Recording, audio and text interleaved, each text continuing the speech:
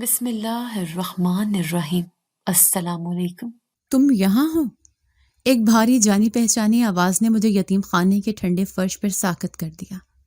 میں نے اپنی بیٹی کو جو میری گود میں سو رہی تھی مضبوطی سے سینے سے بھینچ لیا اور پلٹ کر دیکھا۔ وہ شخص جسے میں مہینوں سے اپنے بھیانک خوابوں میں دیکھ کر ڈرتی تھی میرے سامنے کھڑا تھا۔ اس کی آنکھوں میں ندامت تھی، لیکن مجھے ان پر یقین نہیں آیا۔ تم میرا پیچھا کرتے ہوئے یہاں بھی آ گئے؟ میں نے اپنی آواز میں جتنی نفرت بھر سکتی تھی بھر کر کہا۔ رانی، میری بات سنو۔ اس نے ہاتھ جوڑ دیے۔ میں تمہارا گناہ گار ہوں۔ گناہ گار؟ میری آواز کانپ گئی۔ تم صرف میرے گناہ گار نہیں ہو، تم نے میری معصومیت چھین لی، میرے ماں باپ کی عزت خاک میں ملا دی اور مجھے اس بچی کے ساتھ زندہ لاش بنا دیا۔ تم نے مجھے کوڑے کے ڈھیر پر پھینکنے پر مجبور کر دیا۔ میرا دل چاہا میں اس کی گردن دبا دوں۔ یہ وہی شخص تھا، حویلی کا مالک شاہ زیب خان، وہ جس نے میری زندگی ایک ہی رات میں جہنم بنا دی تھی۔ یہ سب کیسے ہوا؟ میں اس یتیم خانے کی پناہ گزین کیسے بن گئی؟ میں تو رانیہ تھی۔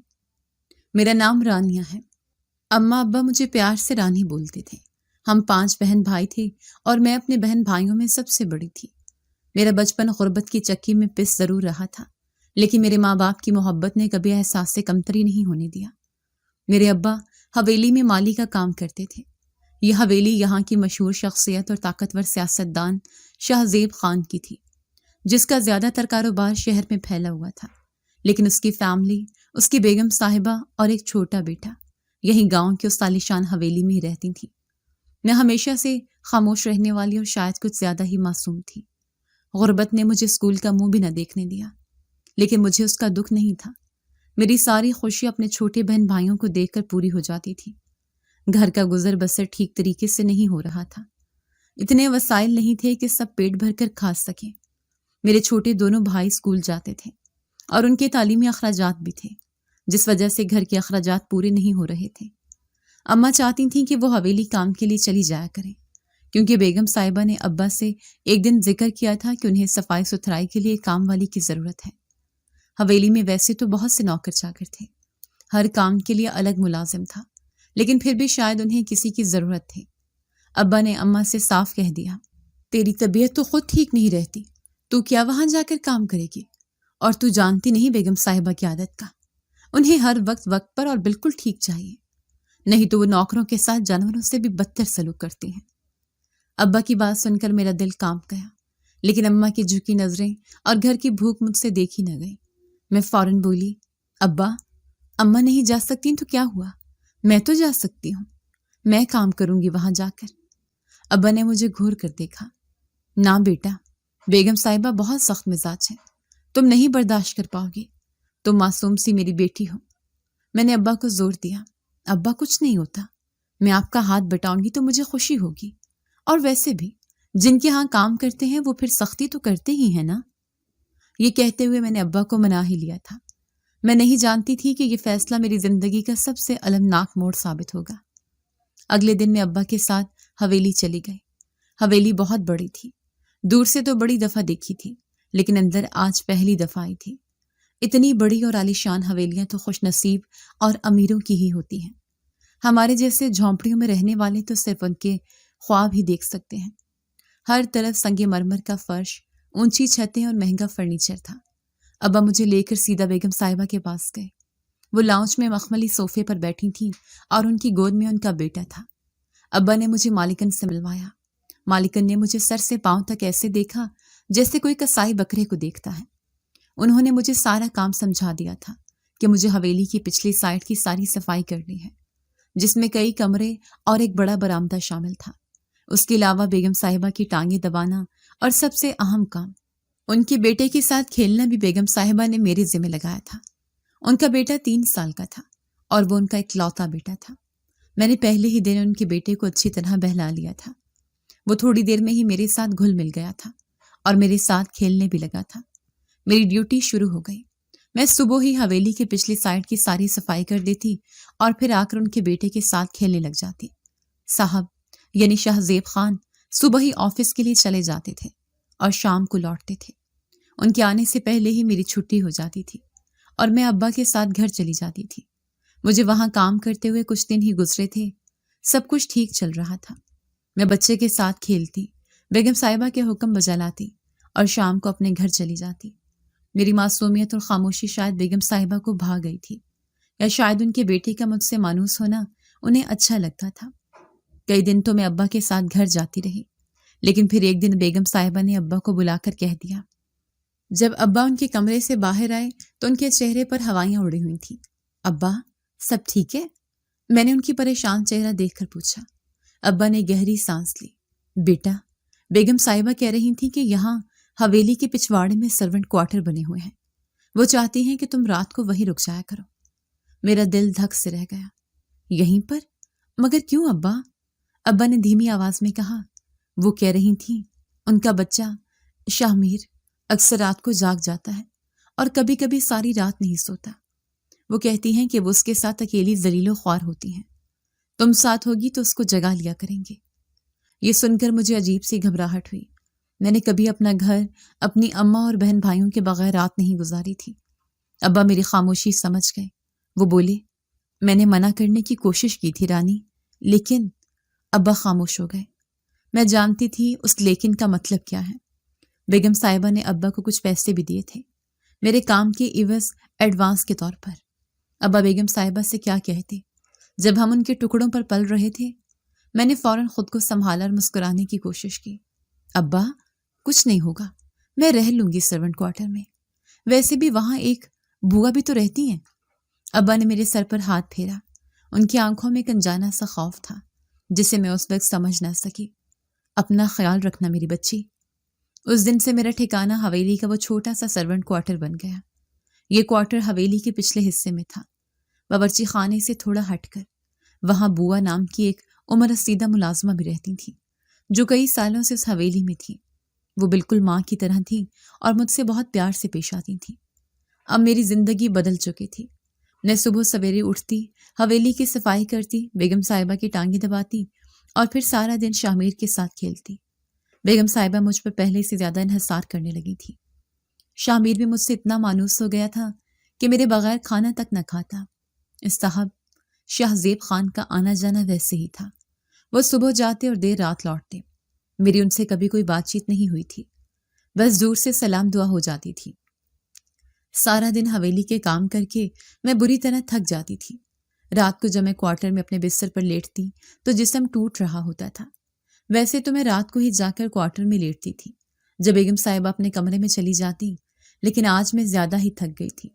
آج بیگم صاحبہ اپنے بیٹے شاہ کو لے کر اپنے میکے گئی ہوئی تھی۔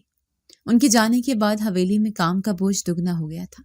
مجھے اضافی صفائیاں کرنی پڑی اور بوا کے ساتھ مل کر اسٹور روم بھی ٹھیک کرنا پڑا۔ شام ہونے سے پہلے ہی میرا جسم جواب دینے لگا۔ میں نے اپنا کام ختم کیا اور سیدھا کوارٹر میں چلی گئی۔ بوا اس وقت کچن میں تھی۔ میں جا کر بستر پر لیٹ گئی۔ میں نے سوچا تھوڑی دیر آرام کر لوں گی، پھر اٹھ کر شام کے کھانے کی تیاری میں بوا کا ہاتھ بٹاؤں گی۔ مگر نہ جانے کب نیند مجھ پر حاوی ہوئی۔ جب شام کو میری آنکھ کھلی تو اندھیرا چھا رہا تھا۔ میرا سر اور جسم شدید درد سے پھٹ رہا تھا۔ ایسا لگتا تھا جیسے کسی نے مجھے مارا ہو۔ نہ جانے کیوں آج میری طبیعت اتنی بوجھل ہو رہی تھی۔ میں نے اٹھنے کی کوشش کی مگر سر چکرا گیا۔ اے یا اللہ، مجھے کیا ہو گیا؟ میں نے خود سے کہا۔ میں بمشکل اٹھ کر منہ ہاتھ دھو کر کچن کی طرف بڑھی۔ شام تک بیگم صاحبہ بھی واپس آ گئی تھی۔ میں نے جا کر بوا کے ساتھ کھانا وغیرہ ٹیبل پر لگوایا، لیکن میرا سر مسلسل چکرا رہا تھا اور متلی کسی کیفیت ہو رہی تھی۔ بوا نے میری حالت بھانپ لی۔ وہ مجھ سے پوچھنے لگی، کیا بات ہے رانی، آج بہت سست پھر رہی ہو؟ تبھی میں بوا سے بولی، پتہ نہیں بوا، میرا سر بہت بھاری ہو رہا ہے اور جسم میں بہت درد ہے۔ وہ بولی، شاید تھکن کی وجہ سے طبیعت ٹھیک نہیں ہوگی، تم جا کر آرام کرو، باقی کے کام میں خود کر لوں گی۔ بوا بالکل ماں کی طرح مجھے ٹریٹ کرتی تھی۔ میں ان کا شکریہ ادا کر کے واپس اپنے کوارٹر میں آ کر لیٹ گئی۔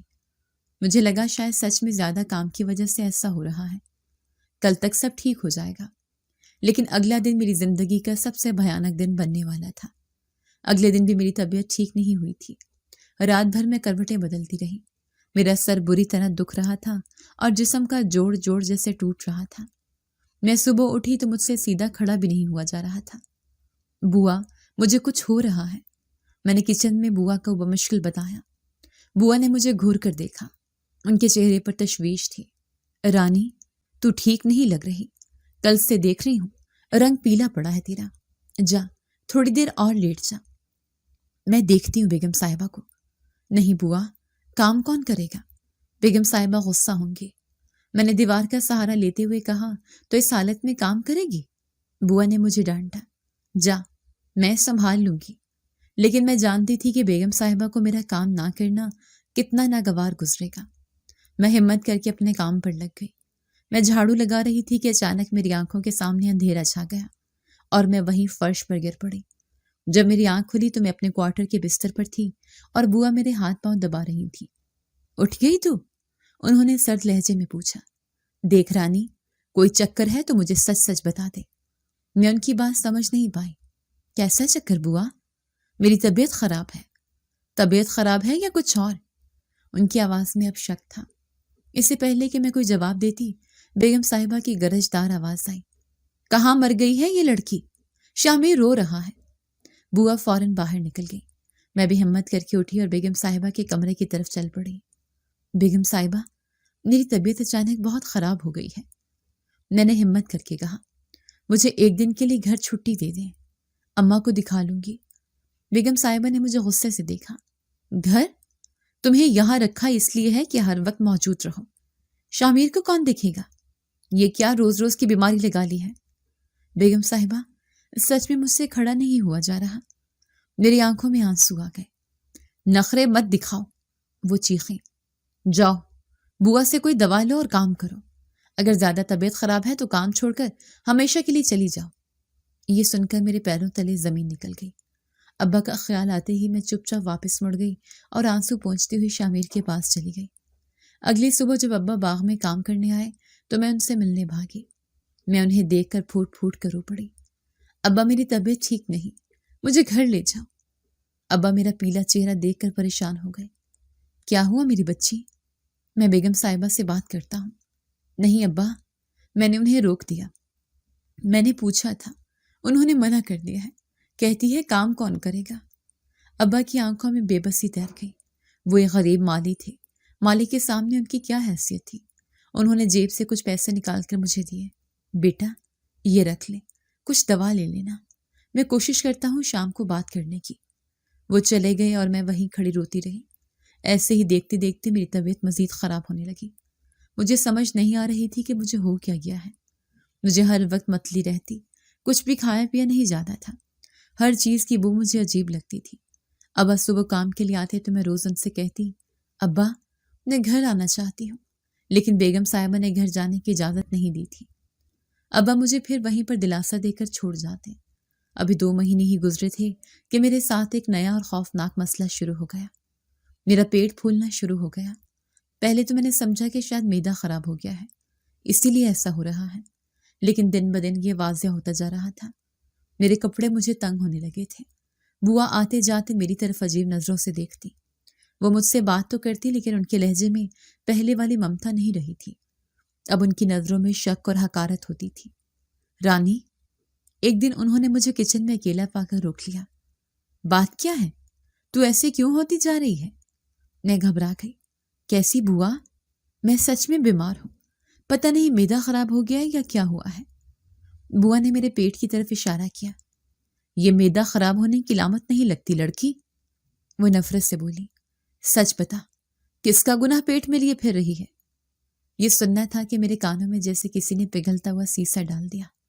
बुआ, आप ये कैसी बातें कर रही हैं? खुदा का खौफ करें, मैं ऐसी लड़की नहीं हूं। तो फिर ये सब क्या है? उन्होंने मुझसे फासला कर लिया। मुझसे तू दूर ही रह, मुझे अपनी इज्जत प्यारी है। अब तो मुझे भी कुछ अजीब सा महसूस होने लगा था। मैंने रात को क्वार्टर में अपने छोटे से आईने में खुद को देखा। मेरा जिस्म वाकई बदल रहा था। मेरा पेट वाज़ेह तौर पर फूला हुआ था। या अल्लाह, मैं वहीं फर्श पर बैठ कर रोने लगी। ये मुझे क्या हो गया है? ये कौन सी बीमारी है? मैंने तो कभी कुछ गलत नहीं किया। मेरा खौफ बढ़ता जा रहा था। मैं हवेली में सबकी नज़रों से छुपती फिरती थी, लेकिन कब तक? आखिरकार मैंने बेगम साहिबा से बड़ी मुश्किल से दोबारा इजाज़त ली। मैं उनके पांव पड़ गई। बेगम साहिबा, खुदारा मुझे जाने दे, मैं मर जाऊंगी। मुझे अम्मा के पास जाना है। شاید میری حالت دیکھ کر انہیں ترس آ گیا، یا شاید وہ خود مجھ سے جان چھڑانا چاہتی تھی۔ انہوں نے ابا کو بلوایا اور سخت لہجے میں کہا، لے جاؤ اپنی بیٹی کو، اور جب تک یہ ٹھیک نہیں ہو جاتی واپس مت لانا۔ ابا مجھے سہارا دے کر حویلی سے باہر لائے۔ میں خوش تھی کہ میں گھر جا رہی ہوں، لیکن میرے دل میں ایک طوفان برپا تھا کہ اماں کو جا کر کیا کہوں گی کہ مجھے ہوا کیا ہے۔ ابا مجھے سہارا دے کر گھر کے کچے صحن میں لائے تو اماں جو روٹیاں پکا رہی تھیں توا وہیں چھوڑ کر ہماری طرف بھاگی۔ رانی، میری بچی۔ اماں نے میرا پیلا زرد چہرہ اور پھولی ہوئی آنکھیں دیکھی تو ان کا دل بیٹھ گیا۔ یہ کیا حالت بنا لی ہے تو نے؟ میں اماں کے گلے لگ کر پھوٹ پھوٹ کر رو پڑی۔ اماں، پتہ نہیں مجھے کیا ہو گیا ہے، مجھ سے کھڑا نہیں ہوا جاتا۔ ابا نے مجھے چرپائی پر بٹھایا۔ وہ اس دن کام پر نہیں گئے تھے، شاید میری وجہ سے ہی چھٹی کی تھی۔ اماں میرے پاس بیٹھ گئیں اور میرا ہاتھ پکڑ لیا۔ کیا ہوا ہے رانی؟ سچ سچ بتا۔ اماں کی آواز میں شدید تشویش تھی۔ میں نے انہیں سب بتا دیا۔ اماں، کئی ہفتوں سے طبیعت خراب ہے، سر چکراتا ہے، کچھ کھایا نہیں جاتا، اور پتہ نہیں کیوں میرا جسم کھول رہا ہے، میرا پیٹ۔ میں کہتے کہتے رک گئی۔ میں کیسے بتاتی کہ بوا نے مجھ پر کیسا الزام لگایا ہے؟ پتہ نہیں معدہ خراب ہو گیا ہے یا کیا ہے۔ اماں نے غور سے میری طرف دیکھا۔ انہوں نے میرے پھولے ہوئے پیٹ پر ہاتھ رکھا اور پھر ابا کی طرف دیکھا۔ ان کی آنکھوں میں ایک انجانا خوف تھا۔ نہیں، یہ معدے کا مسئلہ نہیں لگتا۔ اماں کی آواز کانپ گئی۔ اٹھ، میرے ساتھ چل۔ کہاں اماں؟ میں نے کمزوری سے پوچھا۔ وہ فیصلہ کن لہجے میں بولی، ڈاکٹر کے پاس۔ تیرے ابا، آپ یہیں رکے، میں رانی کو لے کر گاؤں کی بڑی ڈاکٹرنی کے پاس جاتی ہوں۔ ابا نے کوئی جواب نہیں دیا، بس گہری سوچ میں ڈوبے سر ہلا دیا۔ اماں نے مجھے برقع پہنایا، مجھے سہارا دیا اور ہم کلینک کی طرف چل پڑے۔ میرا دل بری طرح دھڑک رہا تھا۔ مجھے بیماری سے زیادہ اس بات کا خوف تھا کہ اگر ڈاکٹر نے بھی بوا والی بات کہہ دی تو کیا ہوگا، لیکن میں خود کو تسلی دیتی رہی کہ میں پاک صاف ہوں، میرے ساتھ ایسا کچھ نہیں ہو سکتا۔ ڈاکٹر ایک ادھیڑ عمر کی سنجیدہ خاتون تھی۔ اماں نے انہیں میری ساری کیفیت بتائی۔ ڈاکٹر نے میری نبض دیکھی، مجھ سے کچھ سوالات کیے کہ آخری بار مجھے ماہواری کب آئی تھی، جس کا میں ٹھیک سے جواب نہ دے سکی کیونکہ میں ان چیزوں کا حساب نہیں رکھتی تھی۔ پھر انہوں نے میرا معائنہ کیا۔ جب انہوں نے میرے پیٹ کو دبایا تو ان کے ماتھے پر شکنیں ابھریں۔ اسے تو کئی مہینے گزر چکے ہیں۔ ڈاکٹر نے اماں سے کہا۔ کس بات کو ڈاکٹر صاحبہ؟ اماں نے گھبرا کر پوچھا۔ اس کا معدہ بہت خراب ہے نا؟ ڈاکٹر نے مجھے دیکھا اور پھر اماں سے مخاطب ہوئی۔ میں کچھ ٹیسٹ لکھ رہی ہوں، یہ فوراً کروا کر لاؤ، اس کے بعد ہی میں کچھ بتا سکوں گی۔ اماں نے ابا سے جو پیسے لیے تھے وہ ٹیسٹ کروانے میں لگ گئے۔ ہم تقریباً 1 گھنٹے وہیں کلینک کے باہر انتظار کرتے رہے۔ ہر لمحہ مجھ پر قیامت بن کر گزر رہا تھا۔ اماں مسلسل تسبیح پڑھ رہی تھیں۔ آخر کار ہمیں اندر بلایا گیا۔ ڈاکٹر کے ہاتھ میں ٹیسٹ کی رپورٹیں تھیں۔ دیکھو بہن، ڈاکٹر نے اماں سے کہا، جو میں کہنے جا رہی ہوں اسے ہمت سے سننا۔ اماں کا دل جیسے حلق میں آ گیا۔ جی ڈاکٹر صاحبہ۔ ڈاکٹر نے جو تشخیص کی وہ سن کر میرے ساتھ ساتھ اماں کے پاؤں کے نیچے سے زمین کھسک گئی تھی۔ آپ کی بیٹی حاملہ ہے۔ ایک لمحے کے لیے کمرے میں مکمل سناٹا چھا گیا۔ مجھے لگا جیسے میرے کان بج رہے ہیں۔ میں نے کیا سنا؟ حاملہ؟ میں؟ نہیں۔ میں چیخ پڑی۔ نہیں ڈاکٹر، آپ غلط کہہ رہی ہیں، ایسا کیسے ہو سکتا ہے؟ میں نے کچھ نہیں کیا۔ اماں جو بت بنی بیٹھی تھیں اچانک مجھ پر جھپٹی۔ وہ مجھے بازو سے پکڑ کر جھنجھوڑ رہی تھی۔ یہ کیا کر دیا تو نے رانی؟ ان کی آنکھوں سے آنسوں کی لڑی بہہ نکلی۔ اماں، میں سچ کہہ رہی ہوں، مجھے نہیں معلوم یہ سب کیسے ہوا۔ میں بری طرح رو رہی تھی۔ خاموش ہو جا، اماں دھاڑیں۔ کتنا فخر تھا ہمیں تم پر، تم نے تو ہمارا مان تھا۔ کیسے بتاؤں گی جا کر تیرے باپ کو؟ اماں ڈاکٹر کے قدموں میں گر گئی۔ ڈاکٹر صاحبہ، کوئی حل نکالے، اس بچے کو ختم کر دیں، ہم برباد ہو جائیں گے۔ ڈاکٹر نے افسوس سے سر ہلایا۔ بہت دیر ہو چکی ہے، اب کچھ نہیں ہو سکتا۔ اماں روتی ہوئی مجھے بازو سے گھسیٹتی ہوئی کلینک سے باہر لے آئیں۔ اور اگر حویلی میں یہ بات معلوم ہو گئی تو مالک تو ہمیں 1 منٹ نہیں لگائیں گے کام سے نکالنے میں، اور گاؤں والے وہ تو ہمیں جینے ہی نہیں دیں گے۔ پتہ نہیں تم نے کہاں منہ کالا کیا ہے۔ مجھ پر سکتہ طاری تھا، میں کوئی جواب نہیں دے پا رہی تھی۔ میرا دماغ معاف ہو چکا تھا۔ میں حاملہ تھی، لیکن کیسے؟ میں نے تو کبھی کسی مرد کو اپنے قریب بھی نہیں آنے دیا تھا۔ پھر یہ گناہ مجھ سے کیسے سرزد ہوا؟ مجھ پر سکتہ طاری تھا۔ میں کوئی جواب نہیں دے پا رہی تھی۔ میرا دماغ معاف ہو چکا تھا۔ میں حاملہ تھی، لیکن کیسے؟ اماں مجھے بازو سے گھسیٹتے ہوئے گھر لائیں اور صحن میں دھکا دے دیا۔ ابا جو ہمارے انتظار میں بے چینی سے ٹہل رہے تھے، اماں کا روتا ہوا چہرہ اور میری حالت دیکھ کر سب سمجھ گئے۔ لٹ گئے ہم، برباد ہو گئے۔ اماں نے صحن کی مٹی پر بیٹھ کر اپنے بال نوچ لیے۔ ہماری عزت خاک میں مل گئی۔ ابا نے ایک قدم میری طرف بڑھایا۔ ان کی آنکھوں میں سوال تھا۔ کیا کہا ڈاکٹر نے؟ اماں نے روتے ہوئے ابا کی طرف دیکھا۔ ان کی آواز نہیں نکل رہی تھی۔ ہماری رانی یہ کسی گناہ کو پیٹ میں پال رہی ہے۔ یہ الفاظ نہیں تھے، جیسے پگھلا ہوا سیسا تھا جو میرے کانوں میں انڈیلا گیا۔ ایک لمحے کو وقت رک گیا۔ ابا نے میری طرف دیکھا۔ ان کی آنکھوں میں پہلے بے یقینی، پھر شدید غصہ اور پھر گہری نفرت ابھری۔ چٹاخ! ایک زوردار تھپڑ میرے منہ پر پڑا اور میں زمین پر گر پڑی۔ میرا سر چرپائی کے پائے سے ٹکرایا۔ کس کا ہے یہ گناہ؟ ابا کی آواز نہیں تھی، یہ ایک شیر کی دھاڑ تھی۔ بول رانی، کس نے تیری کوکھ اجاڑی ہے؟ میں اپنا گال پکڑے وہیں پڑی رہی۔ درد سے زیادہ مجھے ذلت محسوس ہو رہی تھی۔ ابا، نام بتا اس کا۔ وہ پھر چیخیں۔ مجھے پتا ہوتا تو ایسی نکلے گی، پیدا ہوتے ہی تجھے مار دیتا تو زندہ ہی نہ بچتی، وہ نہ آج یہ دن دیکھنا پڑتا۔ ابا نے غصے میں صحن میں پڑا ڈنڈا اٹھا لیا۔ اماں یہ دیکھتے ہی ان کے قدموں میں گر گئی۔ نہیں، اس کو مارے مت، مر جائے گی یہ۔ ابا نے اماں کو جھٹک کر دور کیا۔ مر جائے تو اچھا ہے، اس نے ہمیں جیتے جی مار دیا ہے۔ میں آج اس کا جنازہ نکال دوں گا۔ بول، کون ہے وہ؟ وہ میری طرف بڑھے اور ڈنڈا میری ٹانگوں پر مارا۔ میں درد سے بلبلا اٹھی۔ ابا، خدا کے لیے مجھے نہیں معلوم۔ ابا نے ایک اور ڈنڈا مارا۔ تو کیا یہ آسمان سے اترا ہے؟ سچ بتا، کون ہے وہ؟ میں آج ہی اس کے پاس جاؤں گا اور اس سے کہوں گا کہ تمہیں اپنے پاس رکھے۔ جس نے تمہارے ساتھ یہ کام کیا وہی اب تمہارا مالک بنے گا۔ میں روتی رہی اور ہاتھ باندھ کر کہتی رہی، ابا، میں سچ کہہ رہی ہوں، مجھے نہیں معلوم یہ سب کیسے ہو گیا۔ مجھے کچھ یاد نہیں آ رہا۔ یاد نہیں آ رہا؟ ابا ہنسنے لگے۔ واہ، کیا بہانہ ہے، اب تو ہمیں کہانیاں سنائے گی؟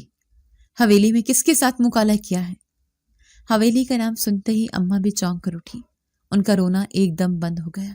ان کے چہرے پر خوف پھیل گیا۔ رانی، کیا یہ حویلی میں ہوا ہے؟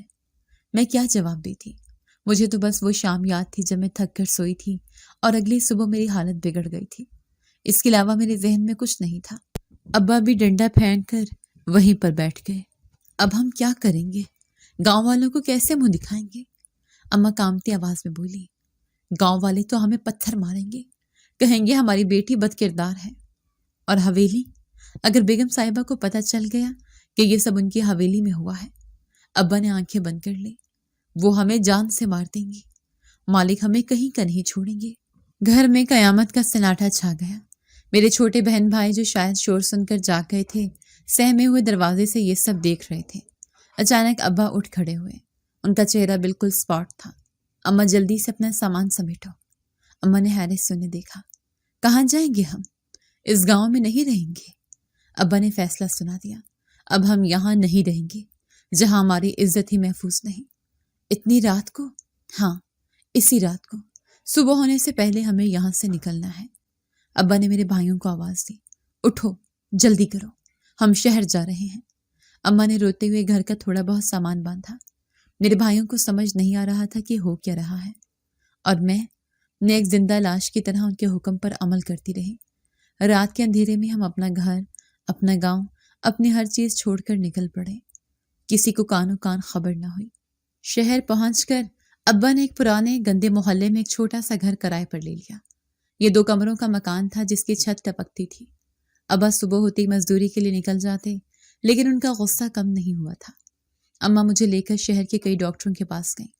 وہ اس بچے کو ختم کروانا چاہتی تھی، لیکن ہر ڈاکٹر نے ایک ہی جواب دیا، اب ٹائم گزر گیا ہے، اب یہ بچہ ضائع نہیں ہو سکتا، بچہ پیدا کرنا پڑے گا۔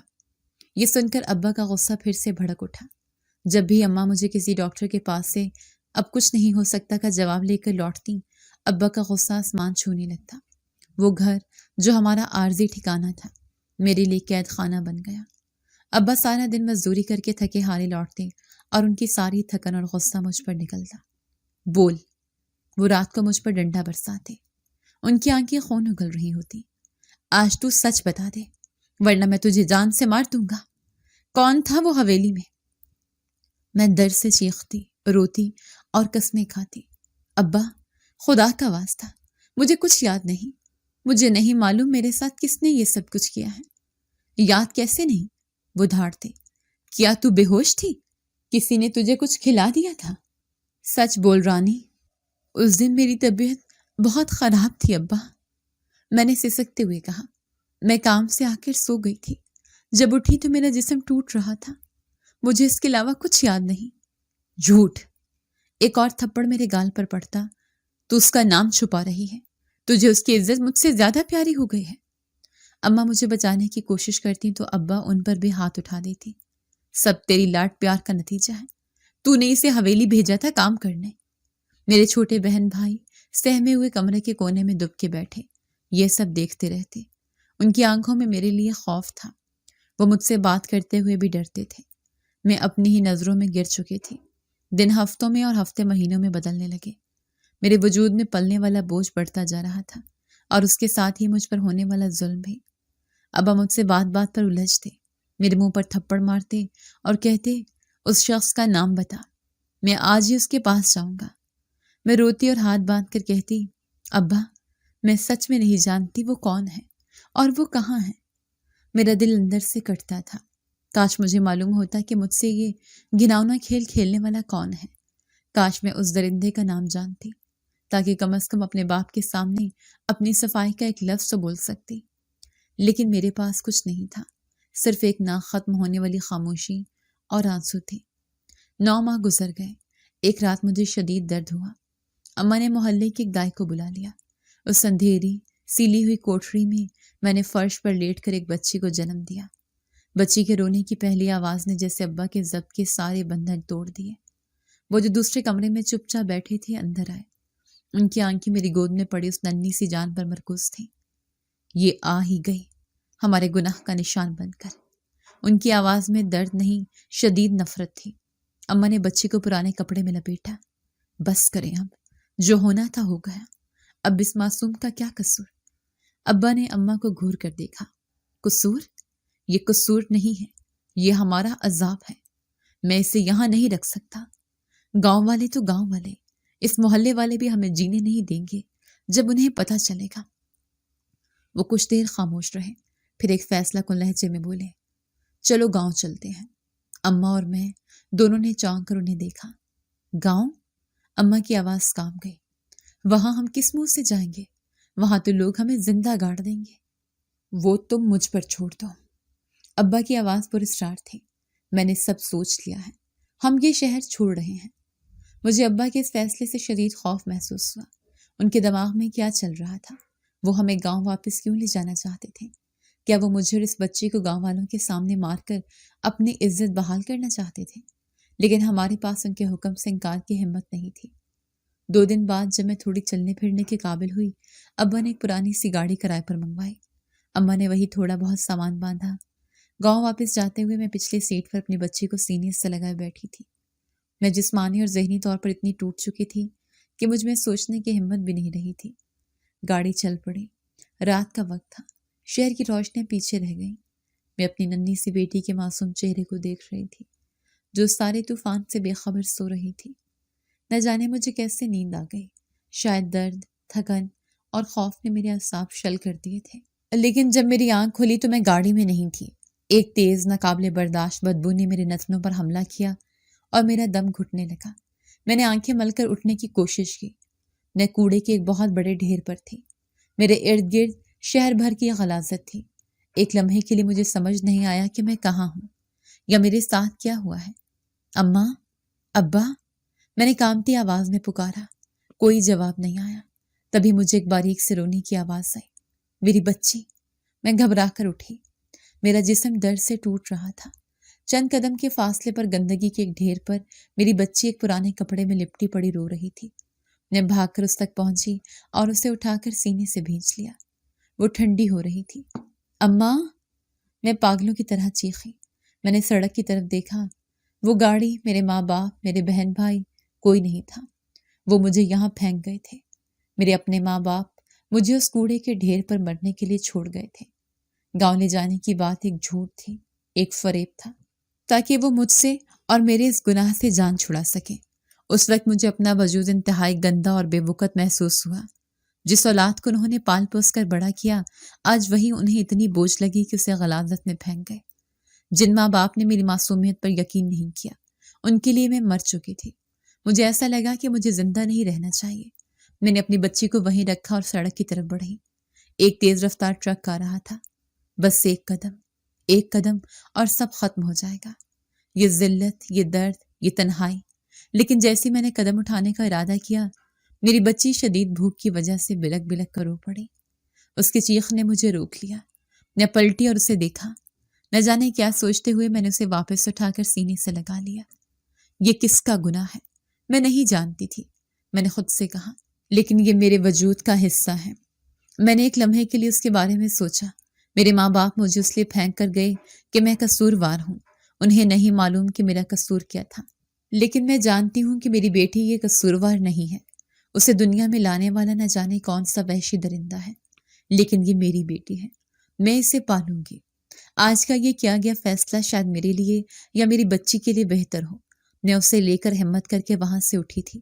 میں شہر کی سڑکوں پر آ گئی۔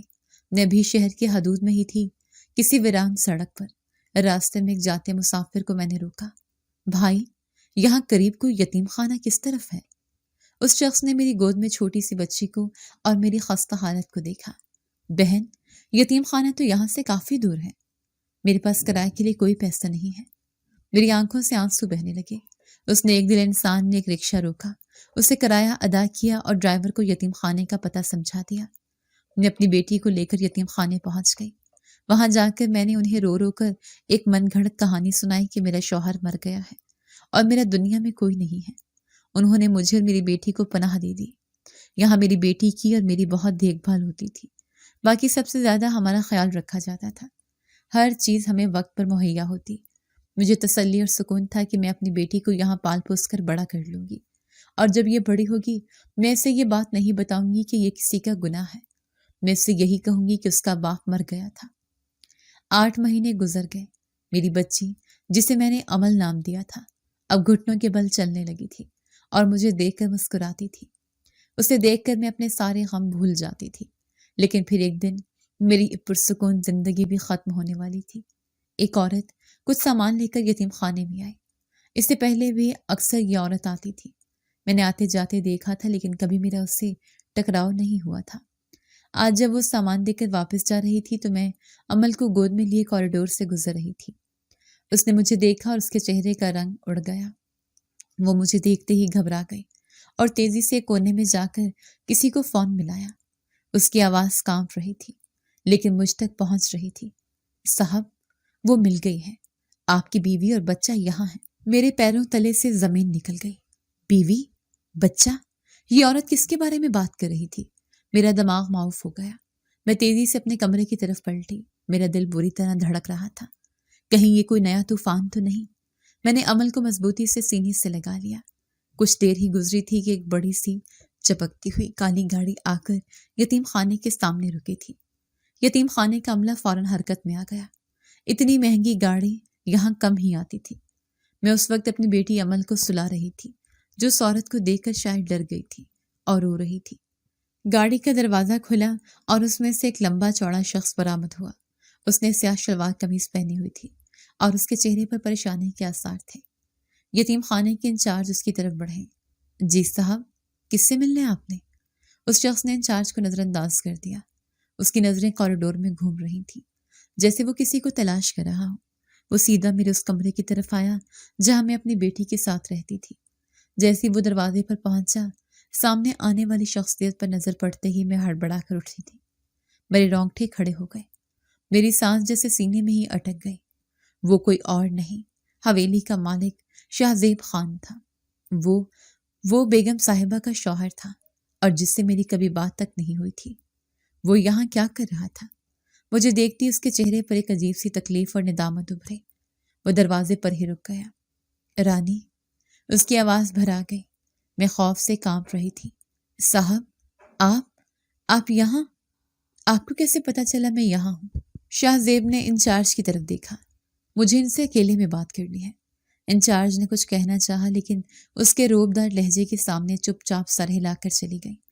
جیسی وہ گئیں، شاہ زیب خان نے دروازہ بند کیا اور ایک ناقابل یقین حرکت کی۔ وہ میرے قدموں میں بیٹھ گیا۔ حویلی کا وہ طاقتور مالک جس کے سامنے ابا جیسے لوگ کانپتے تھے، آج میرے پیروں میں بیٹھا تھا۔ اس نے اپنے دونوں ہاتھ جوڑ دیے۔ رانی، مجھے معاف کر دو۔ اس کی آنکھوں سے آنسو بہ رہے تھے۔ میں تمہارا قصوروار ہوں۔ میں سکتے کی حالت میں اسے دیکھ رہی تھی۔ قصوروار؟ کس بات کے؟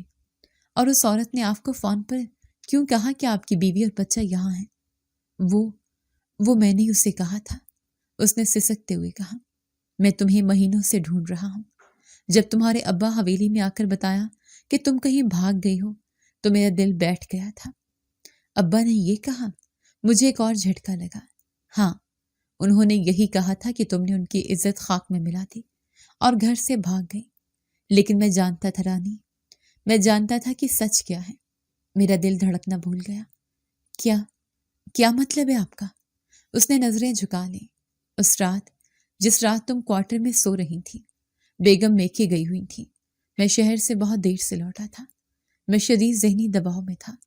کاروبار میں بہت نقصان ہوا تھا۔ وہ خاموش ہو گیا۔ جیسے الفاظ اس کا ساتھ نہیں دے رہے تھے۔ پھر کیا ہوا؟ میں نے کانپتی آواز میں پوچھا۔ میں تمہیں تمہارے کوارٹر میں سوتے ہوئے دیکھا۔ تم بہت گہری نیند میں تھی۔ اس نے آنکھیں بند کر لی۔ میں شیطان کے بہکاوے میں آ گیا تھا۔ مجھ سے گناہ ہو گیا رانی۔ میں نے تمہاری معصومیت کا فائدہ اٹھایا۔ میرے سر پر جیسے آسمان گر پڑا۔ تو وہ درندہ، وہ وحشی، یہ شخص تھا، یہ شاہ زیب خان تھا۔ مجھے اس رات کا درد یاد آ گیا۔ میرا سر چکرانے لگا۔ آپ؟ میری آواز نفرت سے کانپ رہی تھی۔ آپ نے میری زندگی تباہ کر دی۔ میں جانتا ہوں۔ وہ رو رہا تھا۔ میں ہر روز اس گناہ کی آگ میں جل رہا ہوں۔ جب تم حویلی سے گئیں تو میں سمجھ گیا تھا کہ کیا ہوا ہے۔ میں نے اس عورت کو جو میرے یتیم خانے کے کام دیکھتی ہے تمہاری تصویر دی تھی اور کہا تھا کہ میری بیوی اور بچہ کھو گئے ہیں، انہیں تلاش کرو۔ مجھے معلوم پڑا تھا کہ تم شہر کے کسی یتیم خانے میں ہو، اسی لیے میں نے اسے یہاں بھیجا تھا۔ مجھے تم سے ڈر لگتا تھا کہ میں خود کیسے تمہارا سامنا کروں گا۔ اب فیصلہ تمہارے ہاتھ میں ہے رانی۔ اس نے میری بیٹی عمل کی طرف دیکھا۔ یا تو مجھے جو چاہے سزا دے دو یا پھر اپنی اس بچی کو ایک سائے باندھ دو اور مجھ سے شادی کر لو۔ اس کے الفاظ میرے کانوں میں پگھلے ہوئے لاوے کی طرح گونج رہے تھے۔ میرا دل چاہا کہ اس انسان کی سانسیں کھینچ لوں۔ میں نے اپنی بیٹی عمل کو مضبوطی سے پکڑ لیا، جو شاید میری گھبراہٹ محسوس کر کے دوبارہ سسکنے لگی تھی۔ معافی؟ میری آواز نفرت سے پھٹ پڑی۔ تمہارا قصور اتنا چھوٹا ہے کہ تمہیں معاف کروں؟ میں کھڑی ہو گئی۔ میری ٹانگیں کانپ رہی تھیں، لیکن میری آواز میں وہ ساری نفرت اور درد سمٹ آیا تھا جو میں نے 9 مہینوں سے سہا تھا۔ تمہیں معلوم ہے تم نے میرے ساتھ کیا کیا ہے؟ میں چیخی۔ تم نے صرف میری معصومیت نہیں لوٹی، تم نے مجھے میرے ماں باپ کی نظروں میں گرا دیا۔ ان لوگوں نے مجھے کوڑے کے ڈھیر پر پھینک دیا۔ میں اپنی اس بچی کو لے کر گندگی میں پڑی تھی۔ تم نے مجھے زندہ لاش بنا دیا شاہ زیب خان۔ وہ میرے قدموں میں بیٹھا روتا رہا۔ میں جانتا ہوں رانی، میں سب جانتا ہوں۔ میں روز مر رہا ہوں۔ تم مر رہے ہو؟ میں طنزیہ ہنسی۔ مر تو میں گئی تھی۔ میرے باپ نے مجھے بد کردار سمجھا۔ میرے باپ نے مجھے ڈنڈوں سے مارا۔ وہ مجھ سے اس گناہ کا نام پوچھتے رہے جو میں نے کیا ہی نہیں تھا، اور وہ گناہ تم تھے۔ میں نے اپنی بیٹی کے ماتھے پر بوسہ دیتے ہوئے کہا، اس معصوم کا کیا قصور تھا؟ اسے بھی میں اپنے ساتھ کوڑے پر لے کر بیٹھی تھی۔ اگر میں اس رات مر جاتی، اگر ہم دونوں مر جاتے تو کیا تم سکون سے سو پاتے؟ نہیں، وہ چیخا۔ میرا سکون اسی دن چھن گیا تھا رانی۔ اس نے ہمت کر کے میری طرف دیکھا۔ اس کی آنکھیں سوجی ہوئی تھیں اور ان میں گہری وحشت تھی۔ مجھے اس کی سزا مل گئی ہے رانی۔ خدا نے مجھے میرے کرتوتوں کی سزا اسی دنیا میں دے دی ہے۔ کیسی سزا؟ میں نے حقارت سے پوچھا۔ تم تو زندہ ہو، اپنی حویلی میں عیش کر رہی ہوں۔ عیش؟ وہ تلخی سے مسکرایا۔ تمہارے حویلی سے جانے کے کچھ مہینے بعد ہمارا ایک خوفناک ایکسیڈنٹ ہوا تھا۔ میرا دل دھک سے رہ گیا۔ میں نے بیگم صاحبہ اور ان کے بیٹے شامیر کے بارے میں سوچا۔ اس ایکسیڈنٹ میں اس کی آواز رد گئی۔ میرا بیٹا، میرا شامیر وفات پا گیا۔ یہ سن کر میرے ہاتھ سے جیسے عمل چھوٹتے چھوٹتے بچی۔ شامیر، وہ معصوم بچہ، اور میری بیوی؟ اس نے بات جاری رکھی۔ وہ معذور ہو چکی ہے، وہ چل پھر نہیں سکتی، بستر پر ہے۔ میں ساکت کھڑی یہ سب سن رہی تھی۔ یہ کیسی خبریں تھیں؟ اور ڈاکٹر نے؟ اس نے اپنی آنکھیں بند کر لی۔ ڈاکٹر نے بتایا ہے کہ اس ایکسیڈنٹ کی وجہ سے میں اب کبھی باپ نہیں بن سکتا۔ اس نے روتے ہوئے میری بیٹی عمل کی طرف اشارہ کیا۔ یہ میری اولاد ہے، میری اکلوتی اولاد۔ میں اپنی سزا بھگت چکا ہوں رانی۔ میں تمہیں اور اپنی بیٹی کو عزت سے اپنانا چاہتا ہوں۔ میں تمہیں وہ نام دینا چاہتا ہوں جو تمہارا حق ہے۔ میں خاموش ہو گئی۔ میرا غصہ میری نفرت سے جیسے اس کی بربادی کی کہانی سن کر ٹھنڈا پڑ گیا تھا۔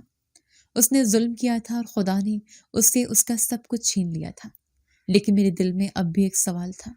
تم مجھے عزت دو گے؟ میں نے پوچھا۔ لیکن میرے ماں باپ کی کھوئی ہوئی عزت کہاں سے واپس آئے گی؟ وہ گاؤں میں کس منہ سے رہیں گے؟ انہیں تو سب یہی سمجھتے ہیں کہ ان کی بیٹی بھاگ گئی تھی۔ شاہ زیب نے فوراً میری طرف دیکھا، جیسے اسے اس سوال کا انتظار ہو۔ میں سب ٹھیک کر دوں گا رانی، اس نے عزم سے کہا۔ میں تمہارے ماں باپ کے پاس جاؤں گا، میں ان سے معافی مانگوں گا، اور میں سب کے سامنے، پورے گاؤں کے سامنے یہ کہوں گا کہ میں نے تم سے نکاح کیا تھا۔ میں نے چونک کر اسے دیکھا۔ نکاح؟ سب کے سامنے؟ ہاں، وہ بولا۔ ہم کہیں گے کہ یہ نکاح خفیہ طور پر ہوا تھا، کیونکہ میری پہلی بیوی موجود تھی۔ یہ بچی میری ہے، اور میں اب تمہیں سب کے سامنے عزت سے اپنی حویلی لے جا رہا ہوں۔ اس نے ہاتھ جوڑ دیے۔ اس طرح تمہارے ماں باپ کی عزت پر بھی کوئی حرف نہیں آئے گا۔ گاؤں والے سمجھیں گے کہ تم بھاگی نہیں تھی، بلکہ تم نے نکاح کیا تھا۔ رانی، میری التجا ہے، میری بیٹی کو اس کا نام دے دو۔ مجھے اپنی غلطی سدھارنے کا ایک موقع دے دو۔ میں نے اپنی بیٹی عمل کے چہرے کو دیکھا۔ وہ معصومیت سے مجھے دیکھ رہی تھی۔ کیا میں اسے ساری زندگی ایک یتیم خانے میں رکھتی؟ کیا میں اسے باپ کے نام کے بغیر پالتی؟ دوسری طرف وہ شخص تھا جس سے مجھے شدید نفرت تھی، لیکن آج وہ ایک مظلوم باپ بھی تھا۔ میں نے گہرا سانس لیا۔ یہ فیصلہ میری زندگی کا سب سے مشکل فیصلہ تھا۔ میں نے اپنی بیٹی عمل کے معصوم چمکتے ہوئے چہرے کو دیکھا۔ وہ میری گود میں پرسکون تھی، اس بات سے بالکل بے خبر کہ اس کی ماں کی زندگی کا سب سے بڑا فیصلہ اس کے ننھے وجود سے جڑا تھا۔ اس کا کیا قصور تھا کہ وہ بغیر باپ کے نام کے اس یتیم خانے کی تنگ و تاریک دیواروں میں اپنی زندگی گزارے؟ میرے پاس شاہ زیب خان سے نفرت کرنے کی ہزار وجوہات تھیں۔ اس نے میری روح کو زخمی کیا تھا، لیکن اپنی بیٹی کو اس کا جائز حق نہ دینے کا میرے پاس ایک بھی وجہ نہ تھی۔ میں نے گہرا تھکا ہوا سانس لیا اور شاہ زیب کی طرف دیکھا، جو اب بھی مجرموں کی طرح میرے قدموں میں بیٹھا تھا۔ میں تمہاری بیٹی کو اس کا نام دینے کے لیے تیار ہوں۔ میری آواز اتنی مضبوط تھی کہ مجھے خود حیرت ہوئی۔ میں تم سے نکاح کروں گی۔ شاہ زیب نے تشکر بھری نظروں سے مجھے دیکھا۔ اس کی آنکھوں سے آنسوں کی ایک نئی لڑی بہہ نکلی۔ وہ جلدی سے اٹھ کر کھڑا ہونا چاہتا تھا، جیسے وہ یقین نہ آیا ہو۔ رانی، تم نے مجھے معاف کر دیا۔ تمہارا شکریہ۔ تم نے مجھے ایک نئی زندگی دی ہے۔ تم نے میری بیٹی کو بچا لیا۔ رکو، میں نے اسے ہاتھ کے اشارے سے وہیں روک دیا۔ میرا لہجہ برف کی طرح سرد تھا۔ میں نے تمہیں معاف نہیں کیا۔ وہ الجھن میں پڑ گیا۔ لیکن تم نے کہا۔ میں نے کہا میں تم سے نکاح کروں گا۔ میں نے اپنی بیٹی کو سینے سے بھینچتے ہوئے کہا۔ یہ فیصلہ میں نے تمہارے لیے نہیں، اپنی بیٹی کے لیے، مستقبل کے لیے کیا ہے۔ میں نہیں چاہتی کہ یہ میری طرح دھکے کھائے۔ میں ایک لمحے کو رکی، پھر اپنی اصل شرط اس کے سامنے رکھی۔ لیکن یہ نکاح اس وقت تک نہیں ہوگا جب تک میرے ماں باپ کی کھوئی ہوئی عزت انہیں واپس نہیں مل جاتی، جس داغ کے ساتھ انہوں نے مجھے کوڑے پر پھینکا تھا۔ وہ داغ تمہیں ہی دھونا ہوگا۔ مجھے تمہاری ہر شرط منظور ہے۔ اس نے فوراً کہا۔ میں سب ٹھیک کر دوں گا۔ میں ابھی اسی وقت ان کے پاس جاؤں گا اور انہیں سب سچ بتا کر معافی مانگوں گا۔ سچ؟ میں تلخی سے ہنسی۔ کون سا سچ؟ کیا تم انہیں یہ بتاؤ گے کہ تم نے ان کی بیٹی کی عزت لوٹی جب وہ تمہاری حویلی میں بے خبر سو رہی تھی؟ یہ سچ انہیں عزت نہیں، مزید ذلت دے گا۔ وہ جیتے جی مر جائیں گے۔ نہیں رانی، اس نے میرے ارادے کو بھانپ لیا۔ وہی سچ جو میں نے گاؤں والوں کو بتانے کا فیصلہ کیا ہے۔ میں انہیں بتاؤں گا کہ ہم نے نکاح کیا تھا۔ اس کا منصوبہ واضح تھا۔ وہ میری بے گناہی کو ایک جھوٹ سے بچانے والا تھا۔ اس نے یتیم خانے کے انچارج کو بلا کر تمام قانونی کارروائی پوری کی۔ اس نے انہیں بتایا کہ یہ اس کی بیوی اور بیٹی ہیں جو ایک سنگین غلط فہمی کی بنا پر یہاں آ گئی تھی۔ یتیم خانے کا عملہ یہ دیکھ کر حیران تھا کہ جس عورت کو وہ مہینوں سے بے سہارا سمجھ رہے تھے، وہ اتنے بڑے طاقتور سیاستدان شاہ زیب خان کی بیوی ہے۔ اسی دن شاہ زیب مجھے اور عمل کو اپنی عالی شان گاڑی میں بٹھا کر گاؤں کی طرف روانہ ہوا۔ گاڑی ہمارے پرانے کچے گھر کے سامنے رکی۔ ابا اور اماں شاید گاؤں والوں کے ڈر سے شہر سے واپس یہیں آ گئے تھے اور چھپ کر نظریں بچا کر رہ رہے تھے۔ شاہ زیب نے گاڑی کا دروازہ کھولا اور مجھے اترنے کا اشارہ کیا۔ میں عمل کو گود میں لیے اتری۔ میرے قدم کانپ رہے تھے۔ دروازہ ابا نے کھولا۔ مجھے اور میرے ساتھ شاہ زیب خان کو دیکھ کر ان کی آنکھیں پھٹی کی پھٹی رہ گئیں۔ ان کا چہرہ غصے کے بجائے شدید خوف سے سفید پڑ گیا۔ وہ شاہ زیب کو دیکھ کر ایسے کانپے جیسے موت کے فرشتے کو دیکھ لیا ہو۔ صاحب، آپ اور یہ رانی؟ ان کی نظریں مجھ پر پڑیں، جو اب پہلے جیسی میلی کچیلی رانی نہیں تھی، بلکہ ایک مہنگے لباس میں ملبوس تھی۔ میں آپ سے بات کرنے آیا ہوں، اندر آ سکتا ہوں؟ شاہ زیب نے سنجیدگی سے کہا اور ابا کے جواب کا انتظار کیے بغیر اندر چلا گیا۔ اماں جو شاید ابا کے پیچھے کھڑی تھی، مجھے گود میں بچی کے ساتھ دیکھ کر وہیں دہلیز پر بیٹھ گئی۔ یا اللہ، یہ تو زندہ ہے۔ میں آپ کا گناہ گار ہوں، شاہ زیب نے اندر جاتے ہی کہا۔ رانی بے قصور ہے۔ ابا اور اماں سکتے میں انہیں دیکھ رہے تھے۔ میں نے رانی سے کچھ مہینے پہلے خفیہ نکاح کیا تھا۔ شاہ زیب نے وہ جھوٹ بولا جو میری زندگی کا سب سے بڑا سچ بننے والا تھا۔ میری پہلی بیوی کی وجہ سے میں اس نکاح کو ظاہر نہیں کر سکا۔ یہ عمل میری بیٹی ہے۔ اماں نے بے یقینی سے پہلے شاہ زیب کو پھر مجھے دیکھا۔ نکاح؟ سچ میں؟ ہماری رانی؟ میں کیا کہتی؟ میری آنکھوں سے آنسو بہ رہے تھے۔ میں نے صرف سر ہلا دیا۔ ابا، جنہوں نے مہینوں پہلے مجھے مارا تھا، جنہوں نے مجھ پر بدترین الزام لگائے تھے، ان کی آنکھوں میں جو کل تک میرے لیے نفرت سے بھری تھی، آج شدید شرمندگی اور پچھتاوا تھا۔ انہیں شاید وہ رات یاد آ گئی جب انہوں نے مجھے ڈنڈوں سے مارا تھا، اور وہ صبح جب مجھے کوڑے پر پھینک آئے تھے۔ وہ ایک قدم آگے بڑھے لیکن ان کی ٹانگوں نے ان کا ساتھ نہ دیا۔ وہ وہیں زمین پر گر گئے۔ بیٹی، اماں میرے قدموں میں گر گئے۔ ہمیں معاف کر دے بیٹی۔ ہائے، ہم نے تجھ پر یقین نہیں کیا۔ ہم نے اپنی ہی بیٹی کو۔ آپ نے مجھے پھینک دیا تھا اماں۔ میری آواز میں کوئی ہمدردی نہیں تھی۔ زندہ کوڑے کے ڈھیر پر۔ میرے الفاظ نے انہیں مزید رلا دیا۔ اب ان باتوں کا وقت نہیں۔ شاہ زیب نے انہیں اٹھایا۔ اصل غلطی میری تھی۔ میں نے رانی کو چھپایا۔ اب اپنی غلطی کو سدھارنے آیا ہوں۔ میں آج رانی کو سب کے سامنے عزت سے رخصت کروا کر اپنی حویلی لے جانے آیا ہوں۔ آپ لوگ تیاری کریں۔ گاؤں والوں کو میں خود سنبھال لوں گا۔ اور اس نے ایسا ہی کیا۔ اس نے پورے گاؤں کے سامنے اعلان کیا کہ رانی اس کی دوسری بیوی ہے اور عمل اس کی بیٹی ہے۔ حویلی میں اس کی پہلی بیوی جو مکمل طور پر معذور اور بستر پر تھی، اس فیصلے کے خلاف ایک لفظ نہ کہہ سکی۔ شاہ زیب کی طاقت کے آگے سب خاموش ہو گئے۔ میرے ماں باپ کی عزت بحال ہو گئی تھی۔ میں نے اسے معاف کر دیا تھا، لیکن میرے دل سے آج تک وہ خالص نہیں گئی۔ میں جب اسے، اپنے شوہر شاہ زیب کو، اپنی بیٹی عمل کے ساتھ پیار کرتے دیکھتی ہوں تو ایک دم مجھے وہ وقت ضرور یاد آتا ہے جب میں بے سہارا اسے لے کر در در کی ٹھوکریں کھاتی پھرتی تھی۔ لیکن اب میرے پاس سب کچھ ہے۔ اس پوری حویلی کی میں مالک ہوں، لیکن اپنے ساتھ ہونے والے ظلم کو آج بھی نہیں بھولتی۔ میرا شوہر ذہنی طور پر ہر وقت ڈپریس رہتا ہے۔ وہ کہتا ہے پتہ نہیں خدا نے مجھے معاف کیا ہے یا نہیں۔ میں نے اسے معاف تو کر دیا، لیکن پھر بھی نہ جانے کیوں یہ احساس ہوتا ہے کہ اس انسان نے میرے ساتھ اچھا نہیں کیا تھا۔ بہت کوشش کرتی ہوں ان سب کو بھلانے کی، لیکن نہیں بھلا پاتی۔ اس کہانی سے یہ سبق ملتا ہے کہ انسان کا کیا گیا ایک گناہ اور ظلم نہ صرف اس کی اپنی زندگی بلکہ کئی خاندانوں کو تباہ کر دیتا ہے۔ اللہ کی لاٹھی بے آواز ہے۔ وہ ظالم کو مہلت تو دیتا ہے مگر چھوڑتا نہیں، اور سزا اسی دنیا میں مل جاتی ہے۔ دوسری جانب یہ کہانی معصومیت پر یقین نہ کرنے والے والدین کے لیے بھی ایک سبق ہے، جو اولاد کو سننے کی بجائے دنیا کے خوف سے اسے ٹھکرا دیتے ہیں۔ آخر میں یہ صبر اور ایک ماں کی ہمت کی کہانی ہے جو اپنی اولاد کی خاطر مشکل ترین فیصلے کرتی ہے۔ جی تو دوستو، کیسی لگی آپ کو ہماری آج کی کہانی؟ اپنی رائے کا اظہار ہمارے کمنٹس باکس میں ضرور کیجیے گا۔ اور اگر آپ کو ہماری ویڈیو پسند آئی ہے تو کر لیجیے ہمارے چینل کو سبسکرائب، ویڈیو کو لائک اور بیل آئکن لازمی پریس کر لیجیے تاکہ ہر نئی آنے والی ویڈیو کا نوٹیفیکیشن آپ کو بر وقت موصول ہو سکے۔ ملتے ہیں ایسی ہی ایک سبق آموز کہانی کے ساتھ، تب تک کے لیے اللہ نگہبان۔